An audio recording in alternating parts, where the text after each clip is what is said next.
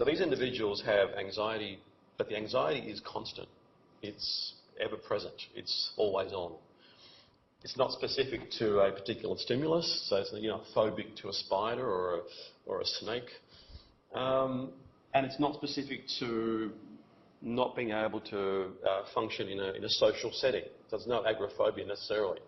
It's a generalised anxiety. It's a general, global, persistent, pervasive anxiety that's always on. So somebody who has a generalised anxiety is generally anxious all the time. Nothing specific, generally anxious most of the time, if not all the time. So the DSM-5 specifies that we need to have persistent anxiety for at least 6 months. So this is not something that happened overnight and you're diagnosed with anxiety. It's at least 6 months. It's a long-term process. The symptoms include things like sweating, flushing, heart palpitations, upset stomach, diarrhea, frequent urination, dry mouth, and these all reflect the hyperactivity of the autonomic nervous system. So your autonomic nervous system is activated, it's aroused. Aroused in the sense that it's active, it's constantly working over time, if you like. The prolonged nature of these symptoms is what separates them from a panic disorder. And a panic disorder is seen as sharing the same symptoms, but they're more concentrated.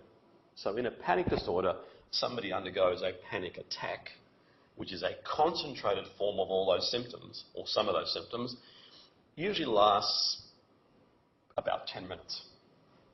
Right? So usually about 10 minutes. It's unpredictable. Paradoxically, it's not like when we're most stressed, we're more likely to have a panic attack. People think that. That isn't always the case. So it usually comes out of the blue in some form or shape, lasts about 10 minutes, and then goes away. Right? But while someone's having a panic attack, they feel all those symptoms that I mentioned earlier, the heart palpitations, the sweating, the flushing. But there's also this sort of shortness of breath. I can't breathe, I'm going to suffocate. Chest pains, sensations of choking, dizziness, numbness, feeling faint. But again, it's all rather concentrated for a small period. Now, it's roughly about 10 minutes, but the person who's experiencing the panic attack doesn't see it as short, because it's quite involved, quite a serious, quite a very uncomfortable presentation of symptoms. The third anxiety disorder traditionally was post-traumatic stress disorder, or PTSD, where somebody experiences a traumatic event of some sort, and then they continue to have flashbacks about that event, where they keep re-experiencing as though it's just happened, or it's just happening. And there's a lot of anxiety associated with the trauma reenactment. The most common example we talk about are individuals who come back from a conflict or a battle or a war, and they experience a lot of anxiety, a lot of flashbacks. They avoid reminders of the conflict. They have heightened arousal. They're constantly vigilant in case something's going to happen. So we talk about Vietnam veterans who came back from the Vietnam War or the Vietnam conflict. And these individuals constantly reimagine what's going on in Vietnam. They saw conflict, they saw battle, they saw people dying, they saw their friends dying. Is that different from other wars? Well, not necessarily, but it's just one that's more recent that we have access to in terms of the veterans. And these individuals tend to have recurrent flashbacks. And when they think about what's happened, they become very anxious, they become very traumatized, they become very stressed. And in terms of the trauma, we're talking about traumas that can be things like natural disasters, which are going on at the moment around the world, so floods, earthquakes, volcanic eruptions, as we're seeing overseas. It could be accidental disasters, things like plane crashes, fires, if they're accidental,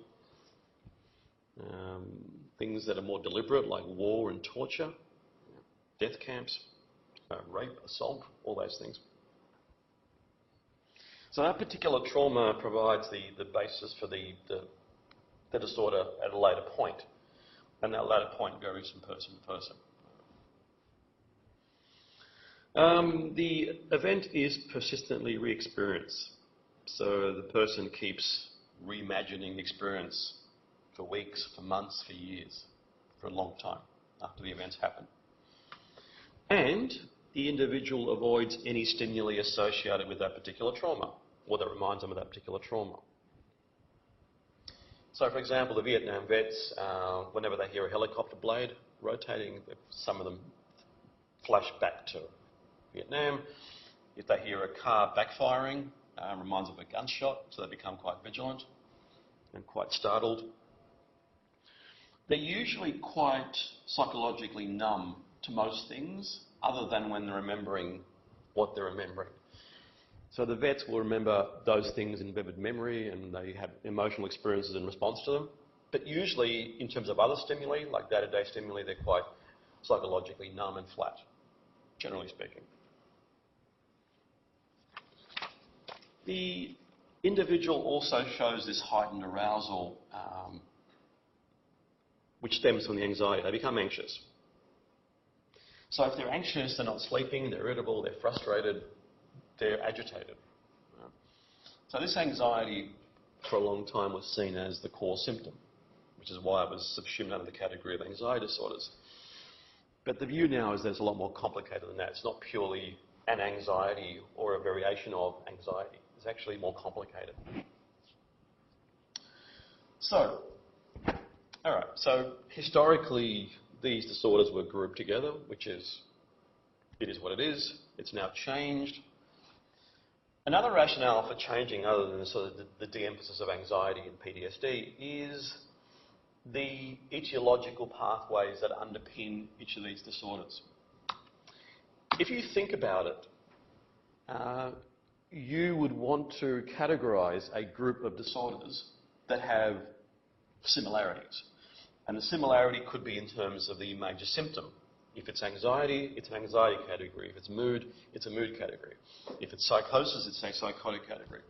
So that's one component, the symptom manifestation. So there's a shared presentation of symptoms. The other component that you want to sort of get right is the etiological explanation for these disorders. You would hope that if you had a category, not only do they share symptoms, but they also share an etiology, and they also share a treatment option in terms of the person getting better who has these conditions. That, unfortunately, has become difficult to market as a rationale for categorisation in the same category. So we tend to find that these three disorders, yes, they have anxiety in common, especially the first two, but each of those has a different biochemical basis. So each of those is potentially treatable in different ways. So it becomes quite difficult to, again, sell these disorders as though they belong to the same category when etiologically they have a different pathway. Etiologically, they're amenable to different treatments. And that's a problem. Because at some point, someone's going to say, well, why are they grouped together? And that was what happened with the DSM-5. Someone starts thinking, well, you know what? Yes, they have a shared past in terms of presentation, but there are other things going on there as well.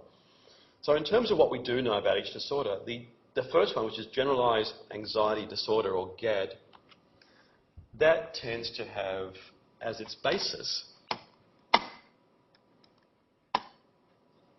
where's that marker gone? Here we go. So GABA is at the basis for GAD.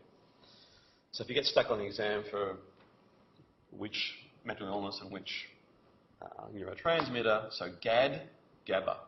So generalised anxiety has as its basis a GABA neurotransmitter underpinning. GABA is an inhibitory neurotransmitter. So GABA is inhibitory. That means it inhibits overactivity of the nervous system. It also inhibits overactivity of other neurotransmitters. So when GABA is functioning optimally, the way that it should, theoretically, GABA keeps everything else in check. It makes sure that the brain isn't overstimulated, and also the other neurotransmitters aren't overactive. So everything's sort of kept in check and inhibition. Now, at some point, GABA being inhibitory, its levels drop. So in anxiety of this type, so generalized anxiety disorder, GABA levels drop. When GABA levels drop, the inhibition of overarousal, the inhibition of other neurotransmitters becomes diminished. And when you remove the inhibitions, all of a sudden they become elevated. So when GABA levels drop, arousal of the brain goes up, and this arousal is expressed or experienced as anxiety, because the brain is overstimulated. And the other neurotransmitters that were held in check all of a sudden become over-released or overactive. Yeah, so that's what basically happens. So GABA normally keeps things in check. For some reason, whatever that reason is, GABA levels drop. When they drop, the inhibition of other things starts to change. And when you drop inhibition, you increase arousal, hence anxiety, and you increase the release of other neurotransmitters, which are normally kept in check. Now, the magical question is, well, why do GABA levels drop? If they're functioning well, and there's this constant pattern of them operating well for a long period of time, at what point do they change, and why do they change? Why does it drop? The short answer is, we don't know. It may be a trauma, it may be a stressor of some sort, it may be a random biochemical event, could be hormonal changes, could be anything that affects the nervous system. And this thing, whatever it might be, triggers a reduction in GABA, which in turn triggers anxiety. So the way to treat generalized anxiety is by re-elevating GABA levels. And we do that through a group of drugs called the benzodiazepines. Sorry, the mouse is really hard to operate here. So the benzodiazepines. And the benzodiazepines, of which Valium is a prime example, work by increasing or boosting levels of GABA or facilitating release of GABA. So they boost GABA levels, essentially. They tend to exert their effects on areas like the amygdala and the hypothalamus, so part of the limbic system. They do have side effects, like everything else. Drowsiness, nausea, they're great for putting you to sleep. And if you take too many and large concentrations, you may go to sleep permanently. So high dosages, Valium can be quite toxic. It can cause things like coma or even death.